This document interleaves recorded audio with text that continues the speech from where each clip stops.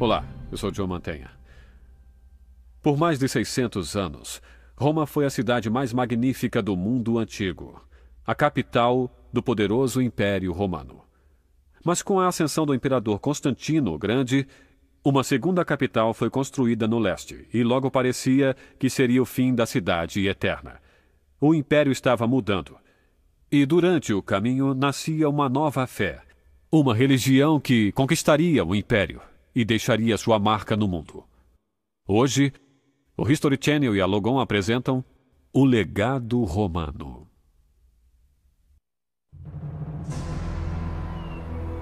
O legado romano, distribuído por Logon, versão brasileira Sérgio Moreno. Esta já foi a terra mística de Júpiter, Apolo e Marte, Mitra, Ísis e Cibele. Um mundo de astrólogos, mágicos e fazedores de milagres. Era o Império Romano, onde as pessoas acreditavam em muitos deuses e em muitas religiões. Mas na província da Judéia, no centro-leste do Império, viviam os judeus, que rezavam para um único Deus, rejeitando todos os outros. Sua religião era o judaísmo. Eles acreditavam que o Messias viria para salvá-los de seus problemas. Mas muitos discordavam sobre quando seria a vinda desse Messias. Em 30 a.C., um número de professores e visionários judeus foram avisados de que o Messias seria um deles, um pregador judeu chamado Jesus. Jesus, que dizia poder curar e fazer milagres, atraiu muitos seguidores que buscavam uma nova religião. Uma fé que poderia confortá-los de suas misérias na terra e prometer a eles uma vida após a morte gloriosa. Acredito que temos que compreender que Jesus foi um dos muitos líderes religiosos dos séculos 1 e 2 depois de Cristo que possuem histórias semelhantes. O problema que um historiador romano enfrenta ao tratar de Jesus são suas alegações de divindade e suas histórias de milagres. Segundo ao que acontecia nesses séculos, isso era comum, não eram histórias estranhas, eram quase corriqueiras. Na época, nem todos os cidadãos de Jerusalém acreditaram que Jesus fosse seu Salvador. Líderes religiosos judeus protestavam publicamente que Jesus desrespeitava suas leis, dizendo ser o Messias e o Filho de Deus. Em resposta a essas numerosas queixas, Jesus foi preso e levado perante Pôncio Pilatos, o governador romano da região. O julgamento de Jesus foi claramente um assunto de alta importância na região imediata. Mas a principal preocupação de Pilatos, assim como a de qualquer governador romano, era calar qualquer situação explosiva em suas províncias, porque se não conseguisse controlar, a cabeça de Pilatos é que iria rolar, por não manter a estabilidade. E foi Pilatos quem finalmente fez o julgamento. A crucificação era uma penalidade romana, não um castigo judeu.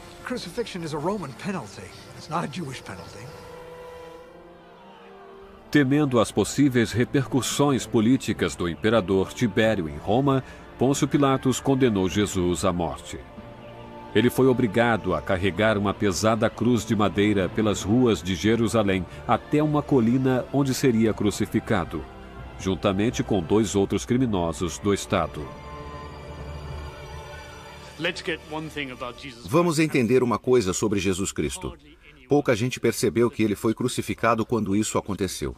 Foi um momento acontecido em meio a milhares de outras execuções de vários criminosos e renegados por todo o Império Romano.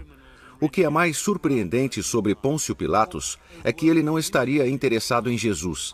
Era somente outro judeu que clamava ser o Messias para liderar outro movimento de resistência. Um entre muitos que as autoridades romanas tinham que enfrentar.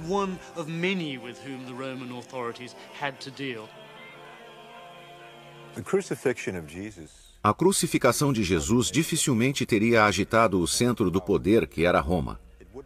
Não teria sido um grande impacto porque a Judéia era um lugar distante, uma província pobre, importante de certa forma estrategicamente, mas com certeza não para o poder romano. Segundo a Bíblia, o homem chamado Jesus morreu em 33 depois de Cristo, com a idade de 33 anos. Mas quase 3 séculos passariam antes que seu nome, Cristo, significando Messias, se tornasse o nome de uma nova fé chamada cristianismo. Uma religião que mudou o curso da história de Roma e do mundo. O cristianismo tornou-se poderoso por um longo período de tempo. Começou com um tipo de religião ou seita judaica, depois expandiu-se para os não-judeus e, em seguida, o cristianismo começou a separar-se do judaísmo e tornar-se uma religião por si só. Um dos primeiros missionários cristãos foi um grego-judeu chamado Paulo, que nunca encontrou-se com Jesus. Décadas depois de sua crucificação, Paulo iniciou uma missão agressiva pelas províncias romanas orientais e na Grécia. Falava com os judeus e com os pagãos também, encorajando-os a converterem-se à nova religião do cristianismo. Com a persistência de missionários como Paulo, pequenas comunidades cristãs desenvolveram-se por todo o império. O crescimento do cristianismo, naturalmente, foi um dos maiores acontecimentos do período imperial romano. É difícil dizer por que isso aconteceu e é claro que, em parte, dependeu da orientação religiosa existente. Havia muitos cultos religiosos na época e que eram semelhantes ao cristianismo.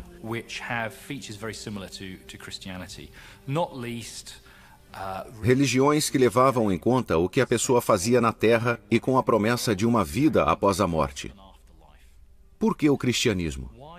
Talvez ele estivesse no lugar certo na hora certa.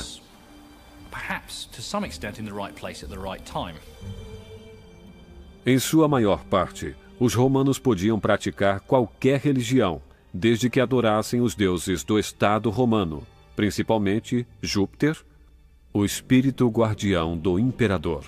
Os judeus cristãos e os romanos recusavam-se cada vez mais a participar de sacrifícios públicos para os deuses romanos.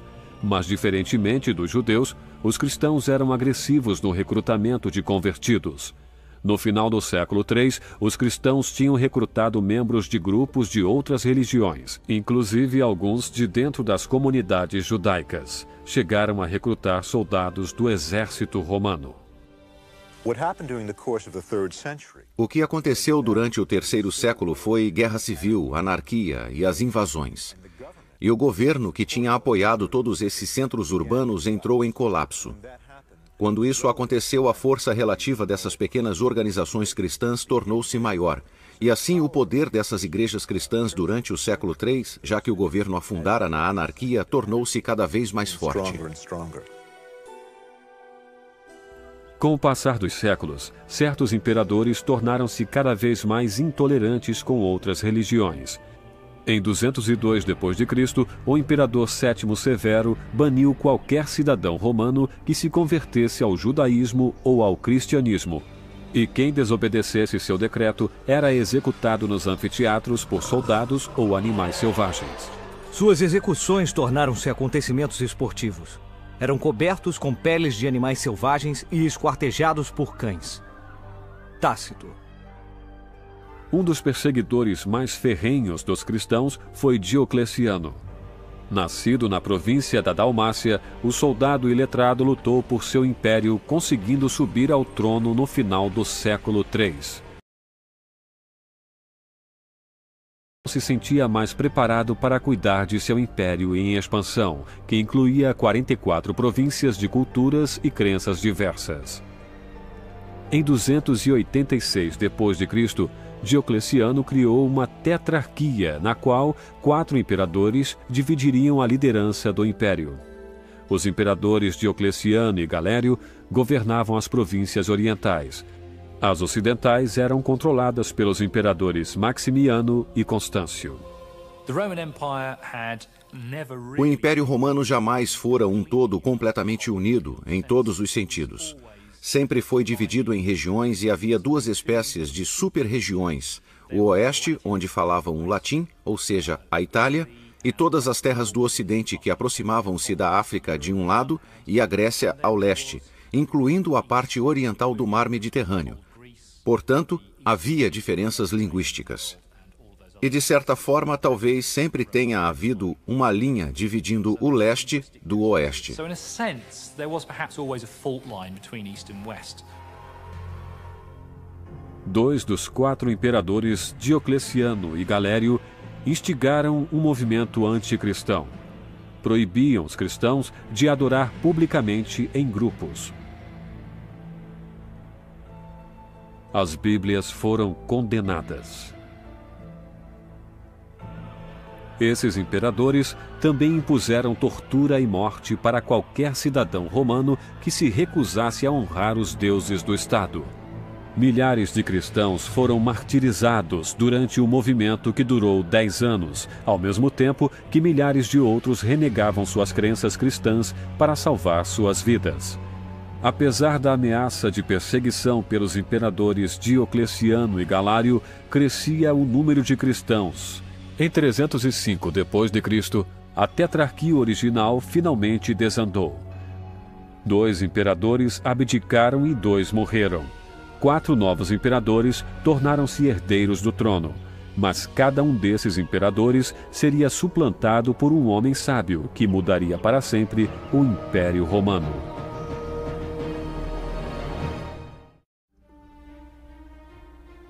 Em 310 d.C., 4 novos imperadores subiram ao trono imperial, mas um deles dominaria o poder total. Seu nome era Flávio Valério Constantino, mais conhecido como Constantino o Grande.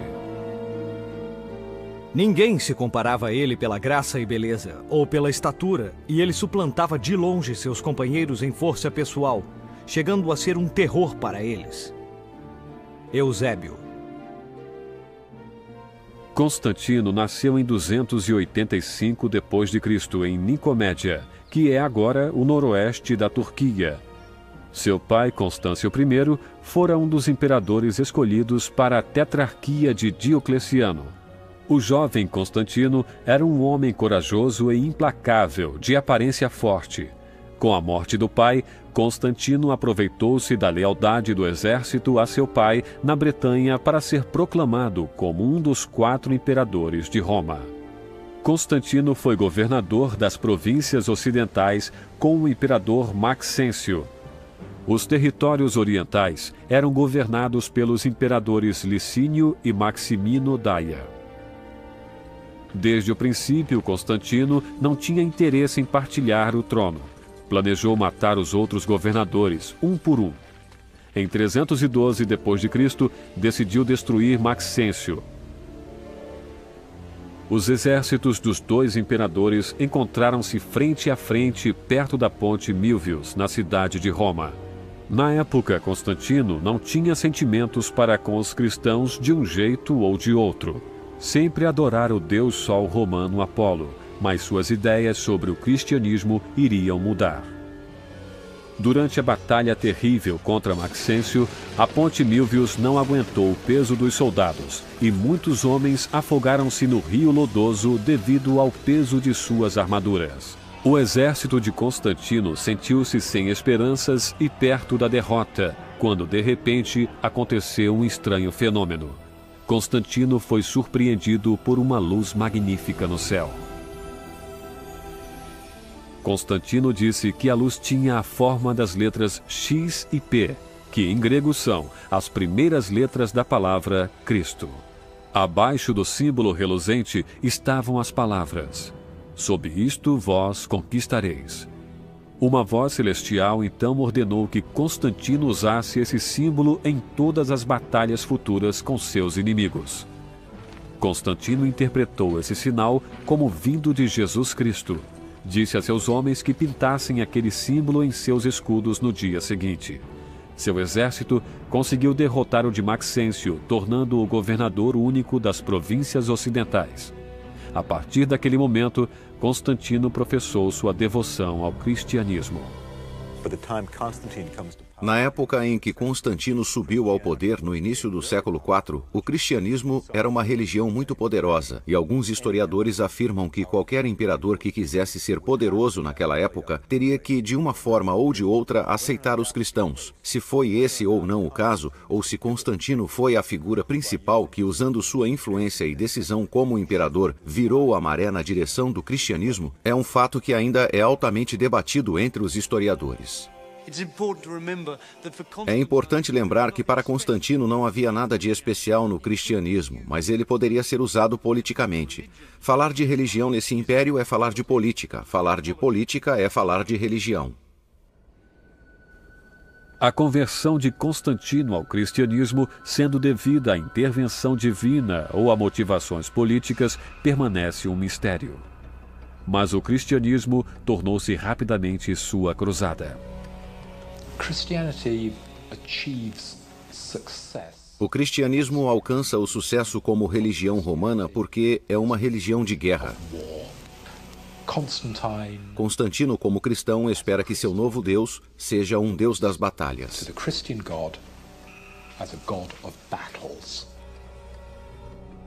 Em 311 d.C., o cristianismo finalmente foi legalizado por todo o império.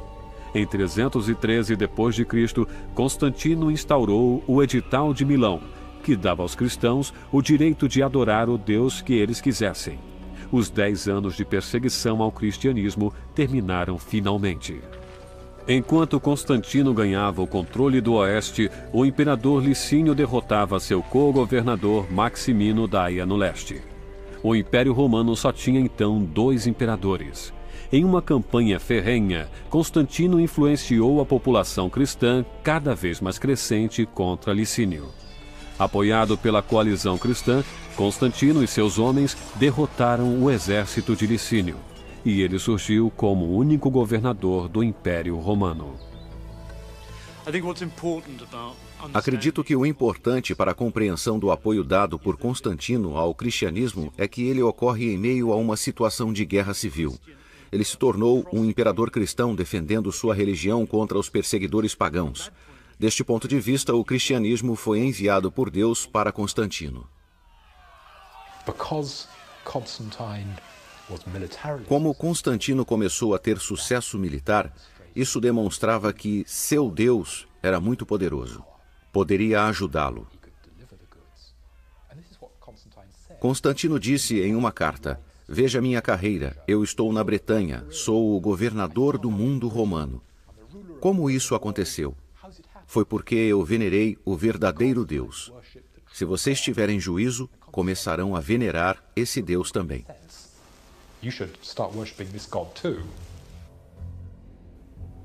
As vitórias militares de Constantino conquistaram para ele milhares de convertidos cristãos. Como resultado, o imperador deu andamento às suas reformas políticas e religiosas. Em 324 d.C., baniu os sacrifícios pagãos e pilhou seus templos e suas riquezas. Líder sem piedade, também estabeleceu leis estritas de conduta. Os judeus eram proibidos de possuir escravos cristãos. A fuga era ilegal. E estupradores condenados eram queimados vivos. Tendo adquirido o controle, começa então a administrar da maneira que melhor lhe sirva e às suas crenças religiosas, iniciando uma série de leis cristãs muito importantes e muito interessantes.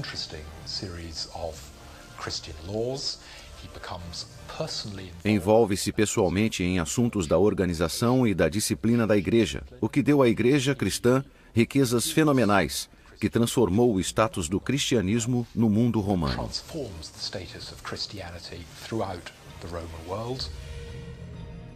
Mas o próprio Constantino estava longe de ser piedoso. Em 324 d.C., mandou seu filho Crispus ser executado por alegação de adultério. Mais tarde, Constantino soube que sua mulher Fausta planejara a morte de Crispus para que os filhos dela de um casamento anterior se tornassem herdeiros do trono dele. Enfurecido com o plano da esposa, Constantino mandou sufocá-la em pleno banho. A mãe de Constantino, Helena, uma cristã devota, disse a ele que precisava se redimir pelos crimes contra sua família, construindo igrejas cristãs. Constantino obedeceu o pedido da mãe, erigindo igrejas por todo o império. Duas das maiores foram a igreja original de São Pedro em Roma e a igreja do Sagrado Sepulcro em Jerusalém. Com o tempo, os projetos de construção de Constantino ficaram em maior escala. Desde o século III, a cidade de Roma perdia seu poder e influência dentro do império. Os imperadores anteriores gastavam a maior parte de seu tempo em batalhas nas províncias fronteiriças do norte e do leste. Constantino decidiu que precisava de uma nova residência e o império de uma nova capital.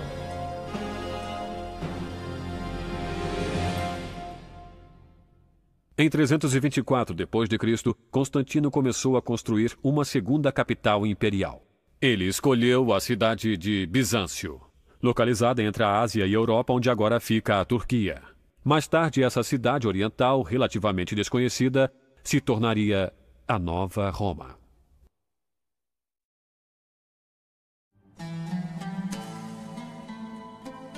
Em 324, a cidade de Bizâncio tornou-se a capital oriental do Império Romano.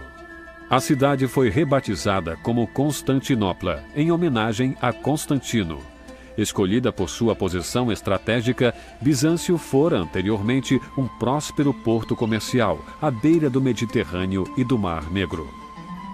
Constantino instituiu um grande programa de construção em Constantinopla. Queria tornar a nova capital ainda mais esplêndida do que a cidade de Roma. Estamos agora no que teria sido a Acrópolis, o centro fortificado da cidade grega, originalmente a cidade grega de Bizâncio. Sua motivação para a escolha de Constantinopla é o seu acesso à Anatôlia e também ao rio Danúbio, as duas áreas que mais poderiam ameaçar todo o Império Romano.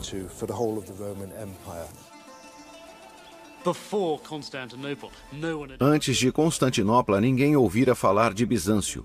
Fundando Constantinopla, Constantino fez uma declaração importante. Esta é a nova capital que afirma o poder que Constantino deseja ter. É uma nova capital distante da aristocracia sufocante, esnobe e pagã de Roma. Uma nova capital onde a nova elite cristã do Império de Constantino poderá viver.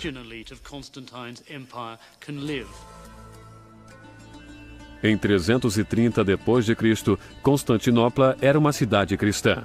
O clero, os monges e freiras percorriam as ruas congestionadas. As igrejas dominavam o cenário.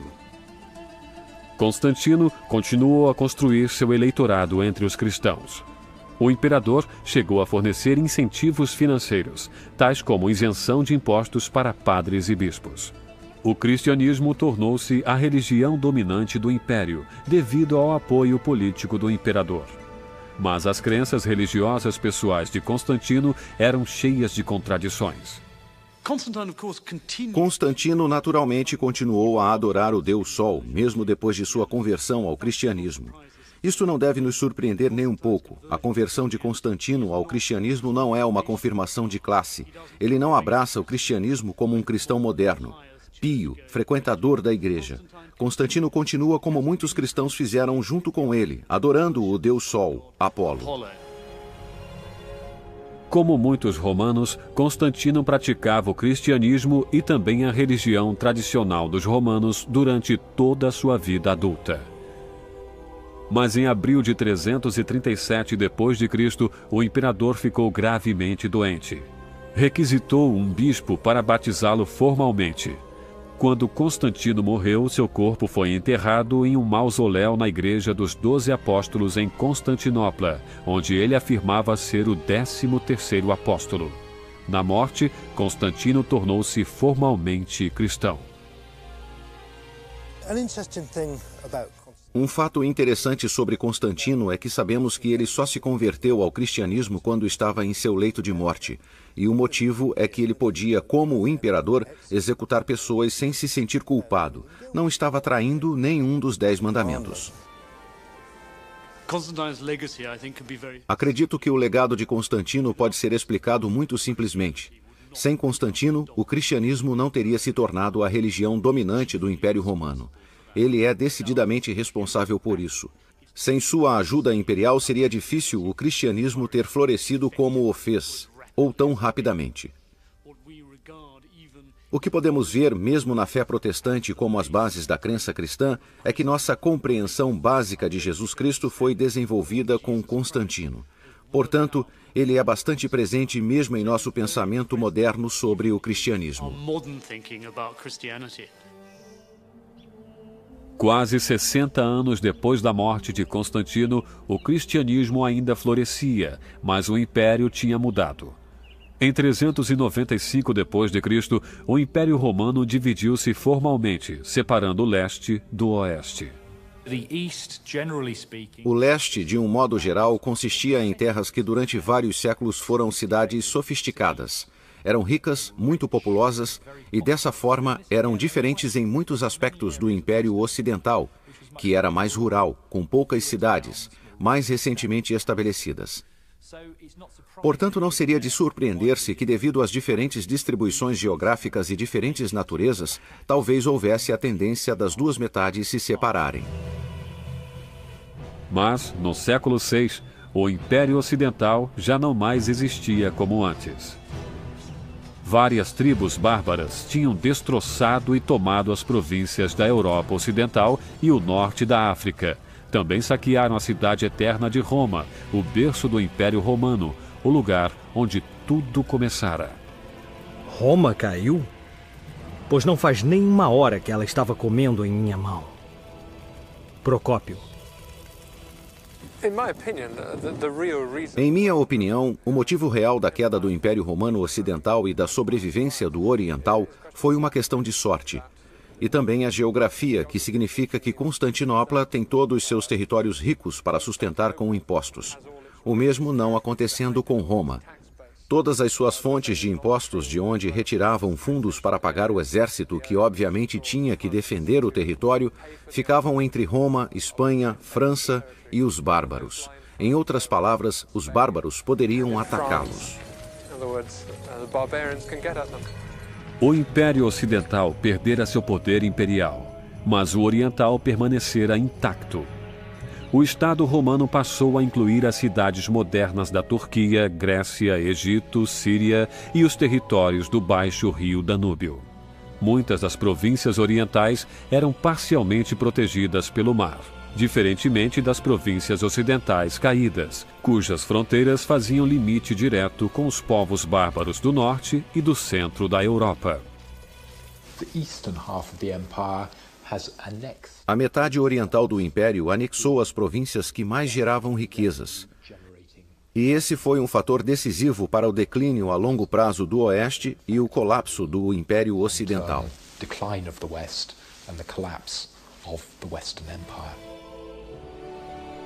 A capital, Constantinopla, ainda era o centro do poder. Depois de 6 séculos, um imperador do leste seria o último da grande linha de governadores imperiais. Seu nome era Justiniano.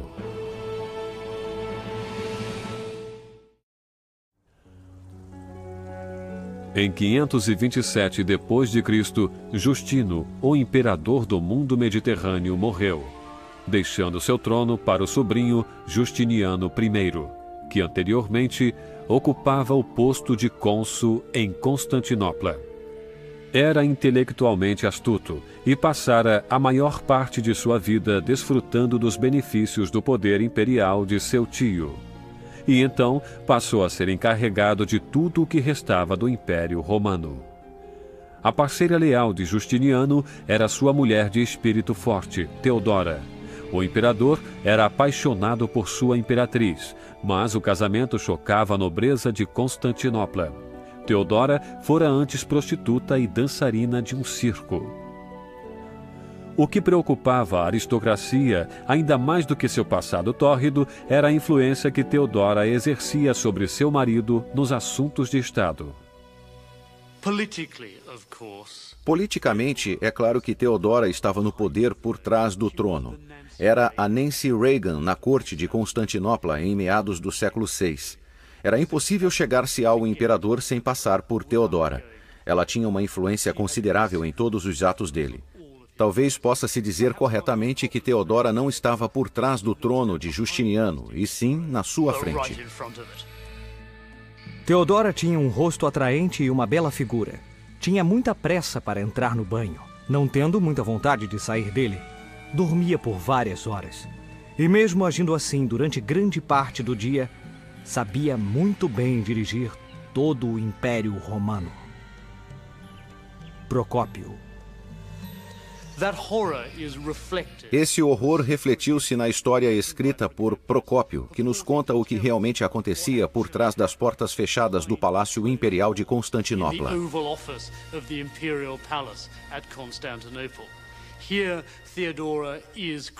Nela, Teodora é criticada por dominar seu marido Justiniano e por seu apetite sexual insaciável. Mas não temos que acreditar nisso. Existe uma outra visão alternativa de Teodora como sendo uma boa imperatriz, uma pessoa piedosa que cuidava dos pobres, que estava preocupada em promover o cristianismo por todo o império. Justiniano e Teodora exerciam poder e autoridade absolutos sobre os cidadãos de Constantinopla. Os visitantes ao Palácio Imperial tinham que rastejar sobre as mãos e joelhos até o trono e beijar os sapatos do imperador. Justiniano tomou a si a difícil tarefa de reorganizar as leis romanas dos 4 séculos anteriores. As leis foram recodificadas e publicadas em um livro chamado Sumário da Lei Romana. Essas publicações eram um esforço para perseguir legalmente o comportamento desregrado da cidade. Justiniano dirigiu suas leis duras para com o crime a alguns de seus apoiadores desregrados, que costumavam fazer agitações. O incidente mais catastrófico de todos ocorreu no hipódromo teatro da cidade, onde aconteciam as corridas de biga, o correspondente à Copa do Mundo de Futebol do mundo antigo. As equipes de bigas competiam pelos prêmios e por dinheiro. Mas em 532 d.C., a competição tornou-se violenta quando as torcidas dos times azuis e verdes começaram a brigar entre si. Os azuis acusavam os verdes de organizar uma série de assassinatos pela cidade ao estilo da máfia. Os verdes retaliaram dizendo que os azuis faziam a mesma coisa, mas que eram protegidos, pois sabia-se muito bem que o imperador Justiniano estava do lado dos azuis. Os oficiais da cidade tentaram acalmar a tensão, ordenando a execução imediata de 7 criminosos, tanto das facções azuis quanto das verdes. Os acusados foram arrastados para a arena, mas as execuções não foram feitas. As jaulas se abriram e os homens escaparam. Em vez de acalmar a multidão, o incidente provocou uma agitação maciça. Os torcedores irritados gritavam Nice, Nice, Nice, que era o grito de vitória dos corredores. As multidões invadiram as ruas e puseram fogo nas casas, até a cidade tornar-se um inferno fumegante. O povo que ainda ficara no hipódromo gritava exigindo a execução de seu imperador Justiniano, que estava sentado no camarote real com Teodora. Justiniano queria fugir da cidade, mas Teodora não o deixou. Se agora é seu desejo salvar-se, ó imperador, não há problema. No entanto, depois de salvar-se, considere que não chegará o dia em que trocará essa segurança pela morte. Quanto a mim, aprecio um velho ditado que diz que a realeza é uma boa mortalha para um enterro. Teodora.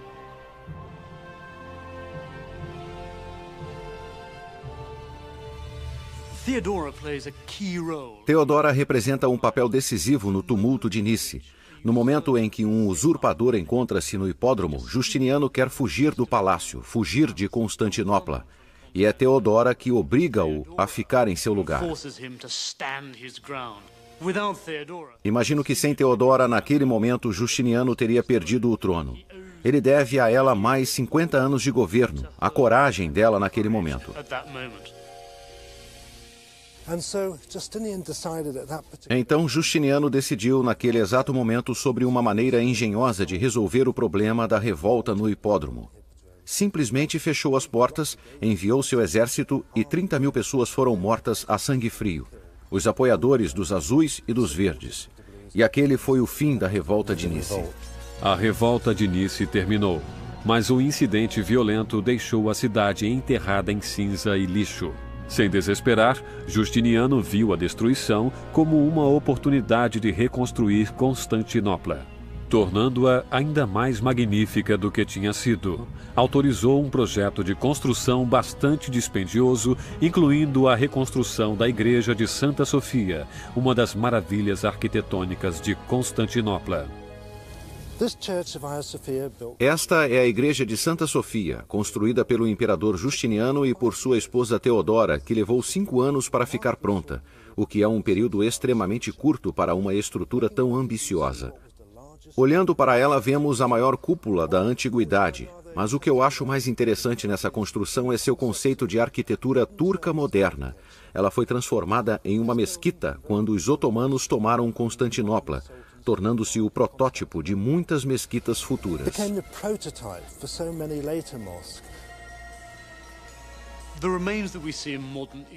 As ruínas que ainda vemos na moderna Istambul são principalmente dos projetos construídos por Justiniano. 2 séculos e meio depois de Constantino, o Império Romano está mais cristianizado.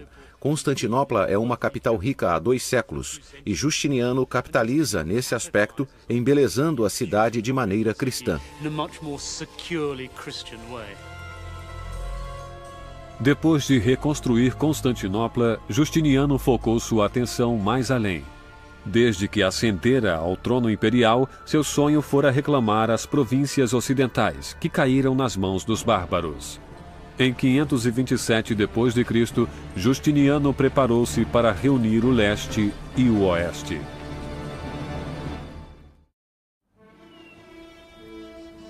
Justiniano tinha o desejo ardente de restaurar o Império Romano à sua antiga glória, um poderoso império que controlava toda a bacia do Mediterrâneo e mais além.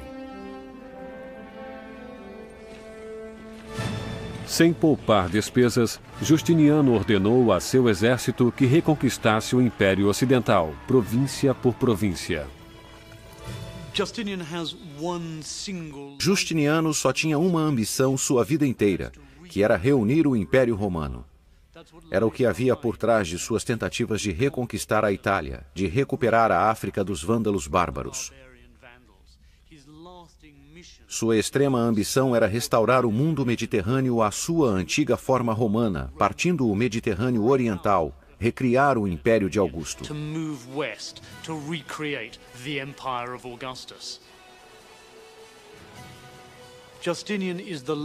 Justiniano é o último imperador que pensa e quase consegue refazer o Império Romano. Sob Justiniano, essa seria a última chance que um império decadente tinha para restaurar os limites territoriais e a unidade que havia no Império de Augusto. Mas enquanto as tropas de Justiniano tentavam reconquistar o Império Ocidental, o Império Oriental estava sendo ameaçado pelos persas, que faziam fronteira com as províncias orientais. O Império do Leste está agora a ponto de um colapso. O mundo de Justiniano desmoronava em torno dele. Em 548 d.C., sua esposa e alma gêmea Teodora morreu. Com sua partida, Justiniano perdeu a vontade de viver.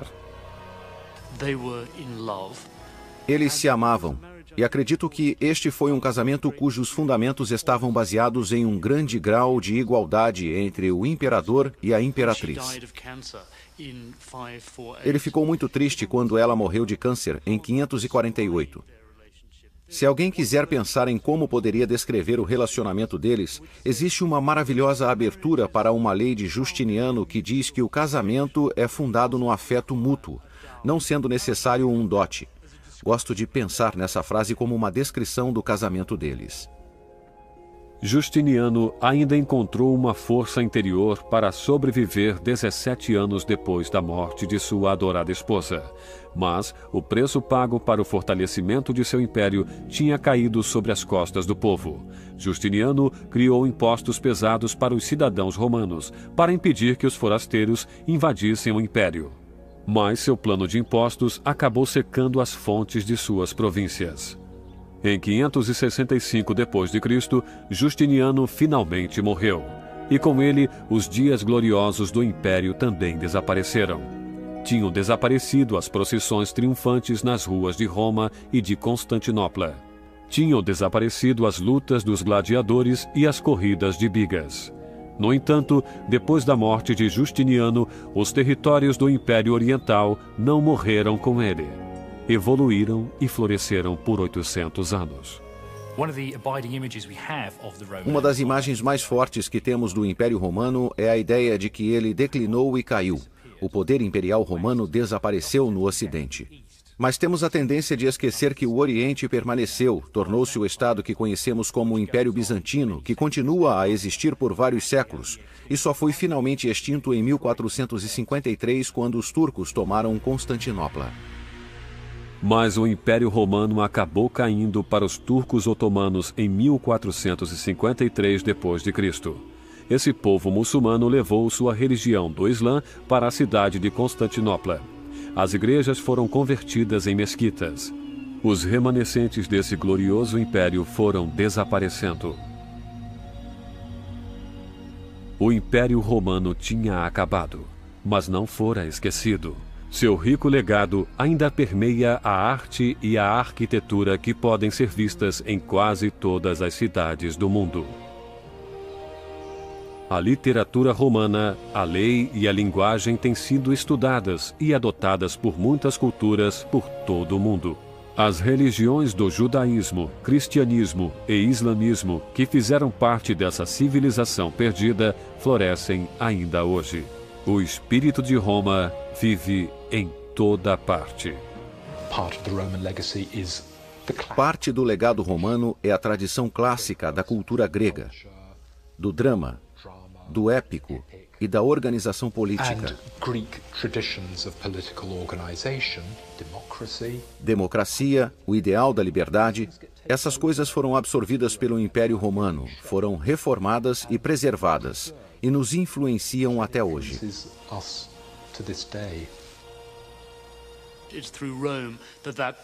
É através de Roma que o passado se torna presente para nós no século XXI. Os épicos hollywoodianos devem ser levados a sério. É somente nessas recriações cinematográficas de cor, pompa, circunstância, triunfo, elegância, que atravessaram as ruínas e permaneceram a respeito do Império Romano e que nos fazem sentir por um momento os lampejos do brilho magnífico que foi Roma.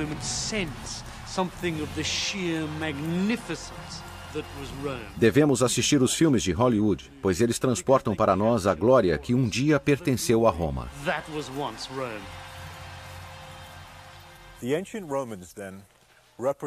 Os romanos antigos representam uma coisa única para a cultura ocidental. Digo isso porque, por um lado, representam algo familiar e, por outro, algo estranho. A arquitetura cívica, a poesia e a comédia são coisas que todos conhecemos através da cultura romana. Por outro lado, as coisas estranhas também são indicativas dessa mesma cultura. A escravidão, que era muito praticada na Roma antiga, os jogos de gladiadores, essas coisas tão estranhas para nós.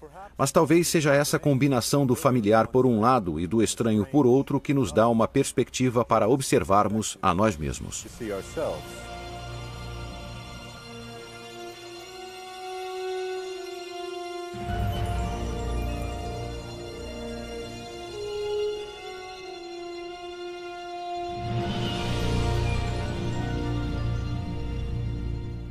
O famoso orador romano Cícero escreveu: "Não saber o que aconteceu antes de nascermos é permanecer crianças a vida inteira. Conhecer o Império Romano é compreender melhor a nós mesmos. Durante 1700 anos, esse império fabuloso estabeleceu os padrões que as civilizações futuras ainda seguem. Hoje, por toda parte que olhamos na nossa arte, na arquitetura, no governo, nas religiões e nos sistemas de leis, somos lembrados dessa civilização perdida. Somos lembrados de que todos temos um pouco desse sangue romano nas veias.